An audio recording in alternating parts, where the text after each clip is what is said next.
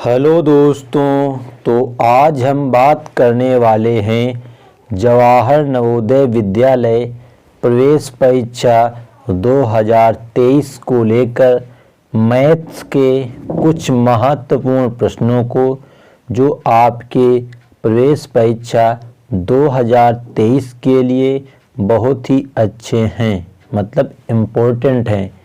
तो जवाहर नवोदय विद्यालय की जो ये आपकी वीडियो है, प्रतिदिन आपको शाम 6 बजे मिलती है। इसलिए आप लोग चैनल पर पहली बार आए हों तो चैनल को सब्सक्राइब अवश्य कर लें। ठीक, तो देखते हैं आज की वीडियो का पहला प्रश्न।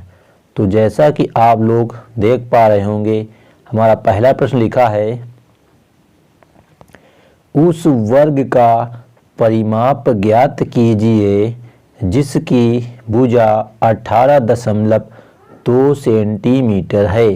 तो यहाँ पर आपको एक वर्ग की भुजा दी गई है 18.2 सेंटीमीटर।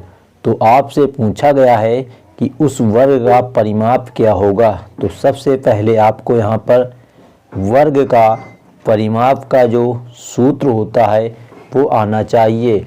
तो जो आपका सूत्र होता है परिमाप का, वो होता है 4 इंटू भुजा, मतलब 4 गुणे भुजा। तो यहाँ पर आपके पास जो भुजा है वो है 18.2। तो यहाँ हम लिखेंगे 4 गुणते 18.2। अब आपको इसमें 4 का गुणा कर लेना है। तो 4 दूनी 8, 4 8 32 की 2 हासिल लगा 3, 4 का नम 4 4 3 7, दशमलव लग जाएगा एक अंक में। तो जो उत्तर आएगा वो आएगा 72.8 सेंटीमीटर, जो कि विकल्प नंबर सी में लिखा गया है। तो इस प्रकार से आपका जो पहला प्रश्न है वो हल हो जाएगा, जिसमें आपको कहा गया था कि एक वर्ग का आपको परिमाप ज्ञात करना था और भुजा दी गई थी 18.2 सेंटीमीटर। तो इस प्रकार से आपको वर्ग का ये परिमाप का फार्मूला याद करना है और आपका प्रश्न हल हो जाएगा। ठीक, अगला प्रश्न देखते हैं, प्रश्न नंबर 2।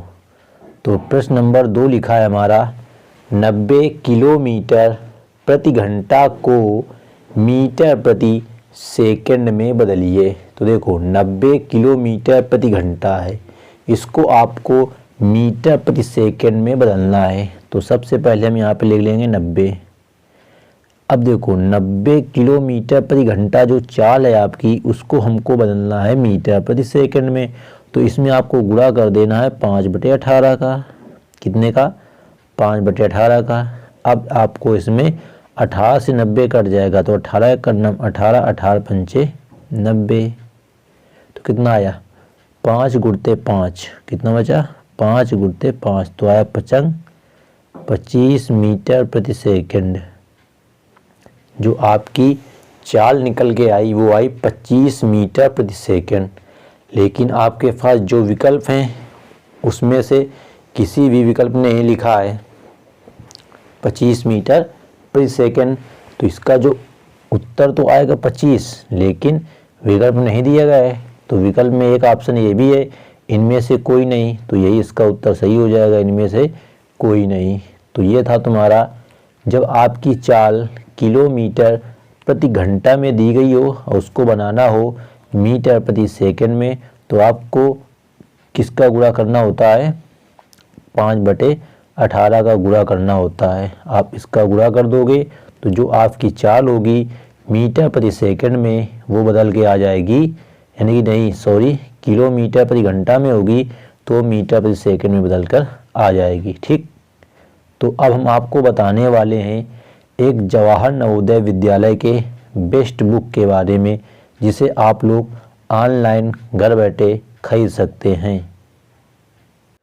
तो ये हमारे पास एक जवाहर नवोदय विद्यालय, जो कि चस्सू पब्लिकेशन द्वारा प्रकाशित एक पुस्तक है और प्रवेश परीक्षा 2023 के लिए एक बहुत ही बेस्ट बुक है। और यह पुस्तक हर हाल में अन्य पुस्तकों से तुम्हारी एक श्रेष्ठ पुस्तक है। इस पुस्तक की विशेषता यह है कि इस पुस्तक में आपको प्रत्येक चैप्टर को अच्छे से डिटेल में समझाया गया है। फिर उससे संबंधित आपको अभ्यास प्रश्न भी कराए गए हैं और आपको इस बुक में 2014 से लेकर जो अब तक आपका 2022 तक जितने भी जवाहर नवोदय विद्यालय के पेपर हुए हैं उनका सॉल्यूशन भी आपको इस बुक में मिल जाएगा। तो आप लोग यदि इस बुक के लिए इच्छुक हैं तो वीडियो के डिस्क्रिप्शन बॉक्स में लिंक दी गई है जहां से आप लोग इस बुक को ऑनलाइन भी परचेस कर सकते हैं। ठीक, तो इस बुक में आपको 1800 प्लस बहुकल्पीय प्रश्न मिलेंगे। कितने? 1800 प्लस। और आपको यहाँ पे 20 प्रैक्टिस सेट्स दिए जाएंगे और जिसमें से आपको 4 सॉल्व्ड प्रैक्टिस सेट होंगे, मतलब 4 का प्रैक्टिस सेट आपके लिए सॉल्यूशन दिया होगा। तो इसीलिए आप लोग इस पुस्तक को अवश्य खरीदें। तो अब हम देखते हैं आज की वीडियो का प्रश्न नंबर तीसरा। तो हमारा प्रश्न नंबर तीसरा है, एक व्यक्ति 8 घंटे प्रतिदिन कार्य करके एक कार्य को 12 दिनों में समाप्त कर सकता है। मतलब एक कोई व्यक्ति है वह प्रतिदिन 8 घंटे काम कर रहा है तो 12 दिन में वो कार्य को समाप्त कर दे रहा है। यदि वह 6 घंटे प्रतिदिन कार्य करे तो वह काम समाप्त होगा। मतलब यदि वह व्यक्ति जो है तुम्हारा 8 घंटे की बजाय 6 दिन यानी कि 6 घंटे काम करे तो कितना समय लगेगा। देखो सबसे पहले वो 8 घंटे काम कर रहा है, 12 दिनों तक काम करता है, तो कुल कार्य निकाल लो। तो कुल कार्य निकालने के लिए 8 घंटे, एक दिन के 12 घंटे, तो कितना हो जाएगा? 12 96 कार्य। ठीक, तो ये तो होगा तुम्हारा कुल कार्य। अब वो कहते प्रतिदिन 6 घंटे का करता तो 6 से आपको डिवाइड कर देना है। तो 6 दूनी 12, तो ऊपर कितना बचा? 8 गुणित 2, तो 8 दूनी 16, मतलब कि वह 16 दिनों में पूरा करेगा। अगर वह 8 घंटे की बजाय प्रतिदिन 6 घंटे काम करेगा तो जो वह कार्य 12 दिन में समाप्त कर लेगा उसको करने के लिए उसे अब 16 दिन की आवश्यकता होगी। तो विकल्प नंबर सी में लिखा है 16 दिन। तो इस प्रकार से तुम्हारा ये समय कार्य वाला क्वेश्चन हल हो जाता है।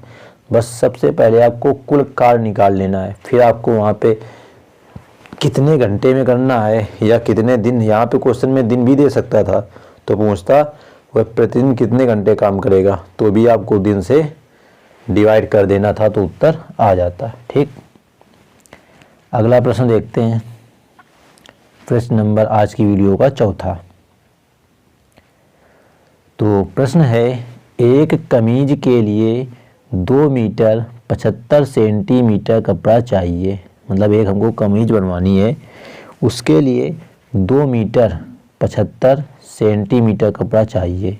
ऐसी ही 6 कमीज़ों के लिए कितना कपड़ा लेना होगा। मतलब हमको 6 अगर कमीज़ें बनवानी है तो कुल कितना कपड़ा लेना होगा। देखो यहाँ पे एक कमीज की कीमत मान लो या इसको या मतलब कपड़ा दिया तो 6 का निकालना है तो आपको कर देना है सीधा सीधा गुणा।